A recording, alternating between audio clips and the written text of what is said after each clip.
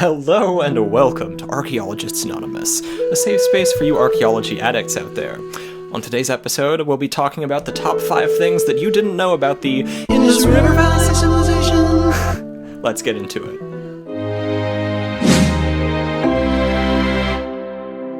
Number 5. This was a massive civilization. The population estimates range from 1 to 5 million people, which puts it at around the same size as Ireland or New Zealand. And in terms of land area, if the Indus River Civilization was a modern country, it would rank 22nd in area at 1,260,000 square kilometers. I keep it juicy, I eat that lunch. We've found over 1,000 cities belonging to this civilization too. While that's a lot of cities, it's important to remember that most people lived in villages and did agriculture. City folks just don't get it. And there is unfortunately little to no archaeological trace of these villages, since they were largely built out of impermanent materials, so it's hard to estimate the population size because of that. However, what we do know is that it was a large, populous, and major civilization, one of the oldest, going all the way back to 5,300 years ago. Okay, so we know this was a large civilization with over 1,000 cities, and this brings us to number 4, city planning. Alright, so city planning might not sound that exciting, but let me tell you about it. The cities of the Indus River Valley Civilization were large, systematically planned, and oriented along grids. And this city planning included complex sewage and draining systems. For example, they had covered drains which lined the streets. And some of these ancient draining systems are actually more efficient than those in place in the area today. This civilization was incredibly good at water management, and this helped them store water during the dry seasons and manage the flooding that came during the monsoon seasons.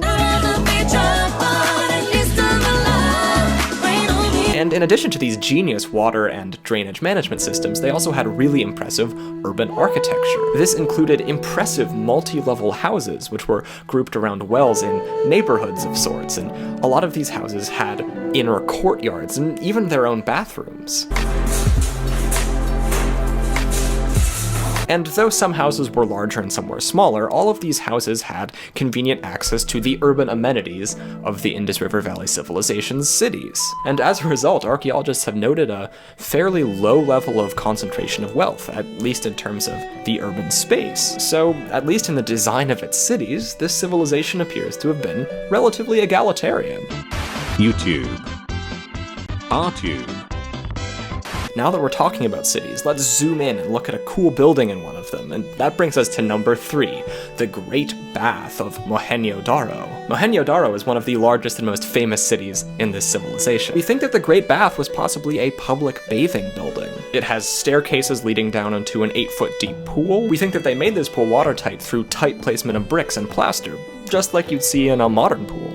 Nothing compares to the original strength of Flex Seal liquid. And this building had 2 large doors which served as entrances, and rooms grouped around the pool which may have served as sitting areas or changing rooms or something like that. Some archaeologists say it's possible that this building was used for ritual purposes some of the time, ritual purification.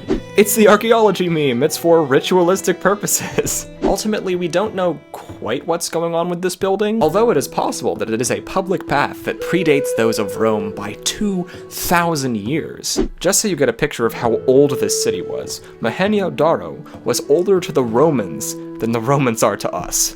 Yeah, that's old. Number 2, the Indus River Valley Civilization has an indecipherable language. Now, some of you might be like, yeah, I already knew that.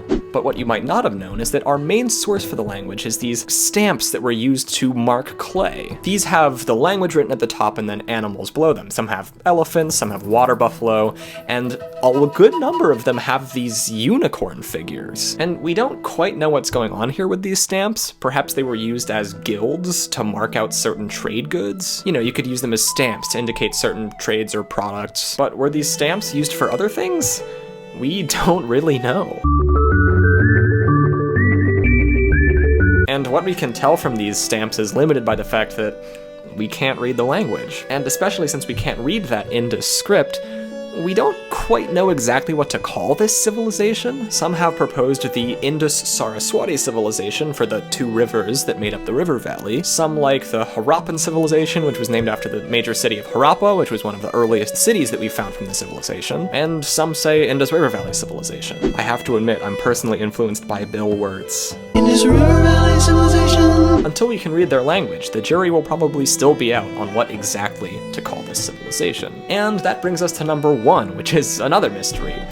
We don't know exactly why or how this civilization fell. Around 1900 BCE, you can see the civilization start to weaken, and then around 200 years later, the cities have become ghost towns. Empty chairs and empty tables. It seems that, like during a lot of civilizations' collapses, there was a move of the population out of the urban areas into the rural areas. So why did this happen?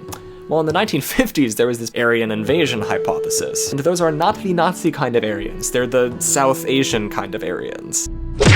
But looking into the archaeology, it really doesn't support the idea of a massive invasion like this theory supposes, so that theory's been thrown to the side. More recent hypotheses included that it might have been a decrease in trade with Mesopotamia and Egypt that threw off the economy, or that it was actually a change in climate that brought everything down. Perhaps a change of the climate to be drier and more arid in the region made it harder for people to store water or to do agriculture to support these big cities, and so the civilization collapsed for that reason. Or maybe the region was hit by a series of devastating floods. Some have also suggested that a series of earthquakes hit at the same time, or that the sea levels changed in a way that disrupted the civilization.